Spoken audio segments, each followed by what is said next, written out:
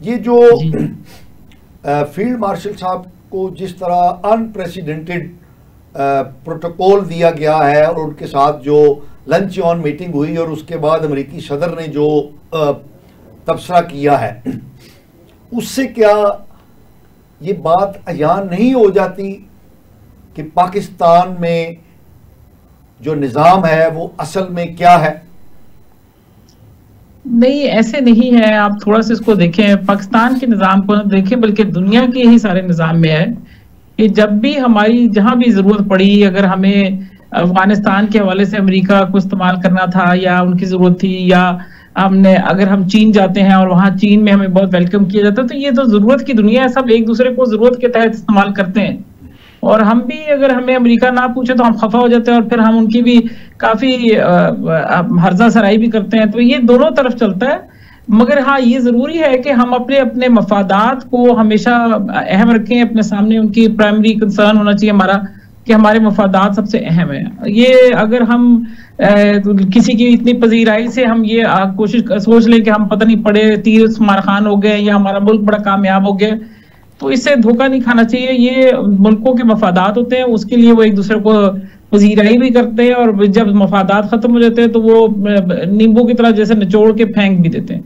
तो this is okay. मेरा ख्याल है कि हम दुनिया की सियासत को जिस तरह समझें तो इसमें ये सब चलता है, इसको एक्सेप्ट कर लेना चाहिए। मगर सिर्फ जरूरी है, जैसे हमारे लिए सुलह हुदैबिया की मिसाल मौजूद है, सबसे बड़ी हमारे रहमतुल्लिल आलमीन हजरत मोहम्मद सल्लल्लाहु अलैहि वसल्लम ने इतना बड़ा फैसला किया था कि उनके अपने साथी भी थे, वो भी थोड़े से परेशान हो गए थे।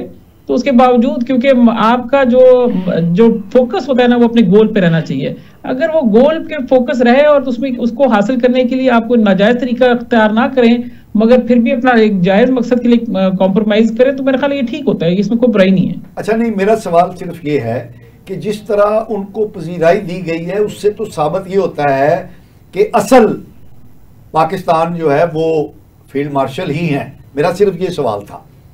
नहीं, इस सवाल का जवाब मैं ऐसे देती हूँ कि नहीं, ये दोनों का कॉम्बिनेशन होता है। जो पॉलिटिकल फोर्सेस होती हैं, जो मिलिट्री फोर्सेस, डिफेंस फोर्सेस है सारी दुनिया में, आप देखेंगे कि defence analyst, defence forces, defence का अपना रोल, डिफेंस की तमाम चीजें आप देखें ना, जंगें लड़नी है तो आपको फौज की जरूरत पड़ जाती है। तो इसलिए कोई भी जो पॉलिटिकल पावर है वो आप एक्सरसाइज करते हैं जब उसका कोई मकसद हासिल करने के लिए, तो आपको डिफेंस फोर्सेस के पर रिलाई करना होता है। और अब आप ये नहीं कर सकते कि एक सियासतदान है तो वो बैटल फील्ड में भी उसी तरीके से जाके काम कर सकता है। तो इसी तरह जिस तरह हम कहते हैं कि जी फौजी को बहुत सियासत नहीं करनी चाहिए, तो एक लिमिटेड स्कोप के अंदर अगर फौज कोई काम कर रही है तो वो बहुत मुनासिब है। मैंने बारहा फील्ड मार्शल साहब का तरीके को और गौर से स्टडी भी किया और सोचा, देखा भी है, और मैं इसी नतीजे पहुंची हूँ कि वो ये दोनों जो है मिल के चल रहे, एक दूसरे के डोमेन में दखल अंदाजी नहीं कर रहे। नहीं, आपको ये नजर आता है कि अमेरिका कोई फौजी तरीके से कोई काम लेना चाहता है पाकिस्तान से, इसलिए फील्ड मार्शल साहब की बहुत ज्यादा पजीराई हुई है? बस यही बात मुस्तफा साहब आपने मेरे से कर दी है, जिसका अब आपको काफी मेरा जवाब बर्दाश्त करना पड़ेगा लंबा। वो ऐसे है कि मैं खुद भी समझती हूँ कि ये देखें, हमारे यहाँ एक मशहूर एक अंग्रेजी में मुहावरा था, beware of Jews bearing gifts, कि जब यहूदी को आपके लिए तोहफे लेकर आते हैं तो वो उससे मुहतात रहना चाहिए। और इसी तरीके से वो कहते हैं भटियारा है नमाजी तो जरूर है दगाबाजी। तो ये दोनों चीजें हमारे पे इस वक्त इस मामले पे सादिक आ रही हैं। इनको असल में ज्यादा जरूरत ये है कि ये हमें 2-3 चीजों से इस्तेमाल करना चाहते हैं। एक पहलू तो ईरान की हालिया जो जंग है उसमें हमें न्यूट्रलाइज करना चाहते हैं। उनको पता है कि हम न्यूक्लियर पावर हैं और ईरान अभी न्यूक्लियर नहीं है, इसीलिए तो उन्होंने अटैक किया है उनको, क्योंकि यकीन हो गया कि ईरान के पास न्यूक्लियर ताकत नहीं है। तो इसी यकीन दहानी पे तो अब उनको ये डर है कि कहीं हम अपने भाईचारे में और उम्मत के उस जोश में आके इनको न्यूक्लियर बॉम्ब ना दे दें। तो इसको एक तो उनको न्यूट्रलाइज करने के लिए कहा गया होगा।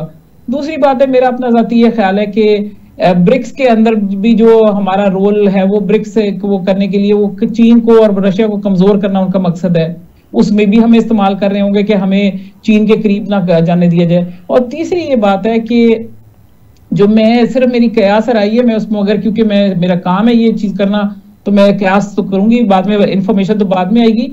मेरा ख्याल है कि वो हिंदुस्तान की जगह पाकिस्तान को पुलिसमैन ऑफ द रीजन बनाना चाहते हैं और अपने कंट्रोल में रखना चाहते हैं। तो ये उसकी उन्होंने बिस्मिल्लाह पढ़ी है अभी, कि उनकी कोशिश ये है कि ऐसे आहिस्ता आहिस्ता मोहब्बत से, मतलब एक बात सुनिए कि आपने फील्ड मार्शल साहब को खाना भी दे दिया, सब चीज कर दी, उनके साथ बहुत अच्छी बातें की। बाहर निकल के आई लव पाकिस्तान के नारे लगाने से तो मतलब यही लग रहा है कि उनका मकसद जो है पाकिस्तान, हिंदुस्तान चूंकि अपने रोल में जो इन्होंने सोचा था उसमें वो नाकाम हो गया है, तो अब ये चाहते हैं कि पाकिस्तान वो रोल अदा करे। उस रोल के लिए उनको सिर्फ चाइना के ही खिलाफ हमें खड़ा करना है और इसके लिए वो कोशिश करेंगे जरूर। मगर हमें भी हमारे ताल्लुकात अच्छे हैं, हमें भी जब भी हमारा भी काम निकलता है, जो हमारे हालात हैं, जिस तरह के मामलात हैं, हम भी जो जितना टाइम अच्छा गुजार ले, मेरा ख्याल है गुजार लेना चाहिए, मगर अपने बेसिक जो गोल है अपने मुल्क का मफाद का, उसको जेर नजर रखते हुए।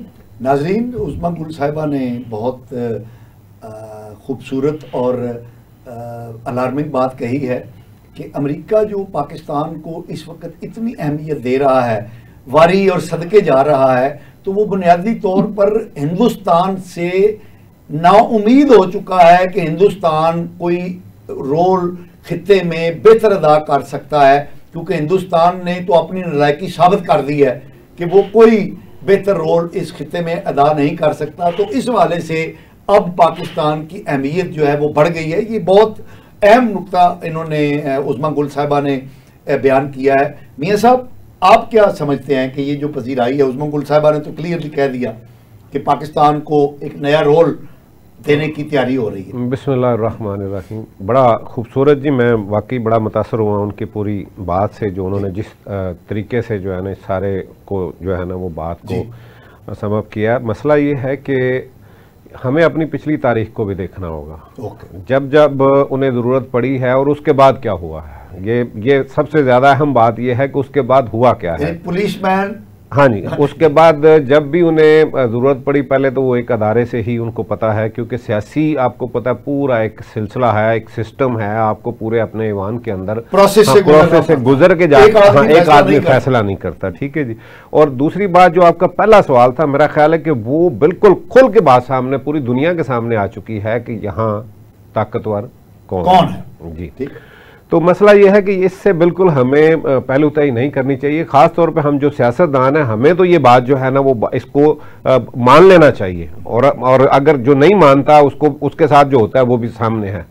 मसला ये है कि अगर आज वो रोल ये देना चाह रहे हैं, मैं थोड़ा सा इख्तलाफ करूंगा क्योंकि वो बहुत उनका नॉलेज इस पे बड़ा ज़बरदस्त है, लेकिन मैं इससे इख्तलाफ करूंगा कि वो हमें खित्ते के अंदर वो रोल देना चाहते हैं जो इंडिया को दिया। ये कभी नहीं हो सकता। उसकी वजह यह है कि एक अरसे से उन पे उनकी इन्वेस्टमेंट है, एक अरसे से उनका एक मामलात आपस में जिस तरह से चल रहे हैं, क्योंकि चाइना के साथ इंडिया की जो जिस तरह की दुश्मनी है वो कोई ढकी छुपी नहीं, जो हमारे साथ दुश्मनी है वो ढकी छुपी नहीं है। और अगर आप आज के तनाज़र में देखें, आज के हालात के तनाज़र में देखें, जो इस वक्त जंग चल रही है, उसको आप ले लें, शाम से शुरू कर दें, लबनान से करके आप यहाँ ईरान तक आ जाएं, जितनी भी मामलात हुए हैं, तो वो कौन लड़ रहा है, पीछे कौन है, पैसा किसका है, असला किसका है, आशीर्वाद किसका है। यानी आज तक हर जगह के ऊपर उनको पूरी सपोर्ट जो है, और आज ये दुनिया में साबित हो गया है कि ताकत है, जिसके पास ताकत है उसी की इज्जत है, उसी की कदर है। अगर आज आपको बुलाया गया है तो आपका वो जो 4 दिन का आपने एक अल्लाह ताला ने आपको इज्जत दी है, जो आपने काम किया, उसके बाद आपको उनको मानना पड़ा है कि ये भी एक ताकत है, वरना आपको तो वो मुंह लगाने को भी आपके सामने है कि पिछली हुकूमतों के अंदर एक फोन कॉल के लिए भी आप तरसते रहे हैं कि वहां से एक कॉल ही आ जाए। ठीक है। अच्छा मियां साहब, एक बात है, उस्मा गुल साहिबा ने जो बात कही है ना कि पाकिस्तान को वो ये रोल देना चाह रहे हैं, तो मुझे इसमें नजर ये आता है कि ईरान के अंदर जिस तरह इंडिया ने पेनिट्रेट किया, रॉ ने जिस तरह इजरायली एजेंसियों के साथ मिलकर वहां पर जो रोल प्ले किया, फिर ऑस्ट्रेलिया के अंदर, कनाडा के अंदर जो दहशतगर्दी के नेटवर्क जो चलाए, और अमेरिका के अंदर भी इंडिया ने दहशतगर्दी के पॉकेट्स को जो है वो सपोर्ट किया है, तो फिर चीन के खिलाफ इंडिया को अमेरिका और वेस्ट जो है वो प्रॉम्प्ट करता रहा, उसको ताकतवर बनाता रहा। लेकिन मई के अंदर ये साबित हो गया कि चीन का इंडिया ने क्या मुकाबला करना है, वो तो पाकिस्तान को सस्टेन नहीं कर सका।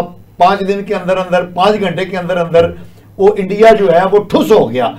तो ये सारी बातें मुझे लगता है कि अमेरिका को समझ आ गई हैं, तो इसलिए उस्मा गुल साहब का ये कहना कि पाकिस्तान की जो इज्जत अफजाई हो रही है वो कोई अनयूजुअल नहीं है, बल्कि अमेरिका अपने मफादात के लिए इंडिया के मुकाबले में पाकिस्तान को अब वो पैम्पर कर रहा है और वो अपने मफादात के लिए इस्तेमाल करना चाह रहा है। तो ये तो पाशा साहब इस वक्त मफाद क्या है? मसला ये देखना है कि आज के हालात के अंदर उनका जो मफाद है वो है इस वक्त की जो हालिया जंग चल रही है ईरान इसराइल। यस, इस वक्त तो वो ये चाह रहे हैं कि हर हाल में किसी तरह से वहां पे रजीम चेंज हो जाए या वहां पे जो है ना वो इसराइल को जो है ना वो कामयाबी हो। तो उसके अंदर उन्हें सबसे बड़ा डर क्या है कि इस खित्ते के अंदर आज चाइना, रशिया और पाकिस्तान जो है ना अगर ये मदद करते हैं ईरान की, अभी तो गया ईरान, अभी तक तो ये देखें, अभी तक तो ये जुबानी कलामी सब ने बात की है। अभी तक कल जो अभी आज ही आपने तकरीर भी सुनी होगी उर्दगान साहब की भी, तो वो भी सिर्फ बातों की हद तक है। ओआईसी का जो आज इजलास हुआ है, मैं समझता हूँ कि पहली बार मैं किसी खास सही मौके पे वो इजलास भी कम अज कम हुआ है, वरना तो हमारे ओआईसी का इजलास जिस मुल्क के अंदर उनको सियासी जरूरत हुआ करती थी, जिस मुल्क के अंदर उनकी आवाम और उनका अपना राब्ता सियासी जो है ना वो खत्म हो जाता था, वो अपनी सियासत को चमकाने के लिए ओआईसी को इस्तेमाल करते रहे।